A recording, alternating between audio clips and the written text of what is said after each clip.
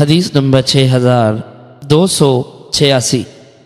Aid بن عمر کہتے ہیں کہ حضرت سلمان، حضرت صہیب اور حضرت بلال رضی اللہ عنہم کے پاس چند لوگوں کی موجودگی میں حضرت ابو سفیان آئے تو ان حضرات نے کہا، اللہ کی قسم، اللہ کی تلواریں دشمنوں کی گردنوں پر اپنی جگہ نہیں پہنچی۔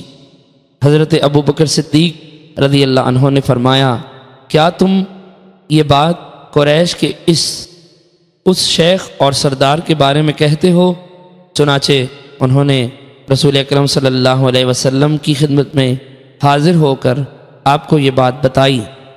نبی اکرم صلی اللہ علیہ وسلم نے فرمایا، اے ابو بکر، شاید تم نے ان لوگوں کو ناراض کر دیا۔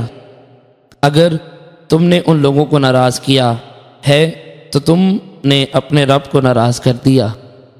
حضرت ابو بکر صدیق رضی اللہ عنہ ان حضرات کے پاس آئے اور فرمایا، اے میرے بھائیوں، میں نے تمہیں ناراض کر دیا۔ انہوں نے کہا، اے بھائی، ایسی بات نہیں، اللہ آپ کی مغفرت فرمائے۔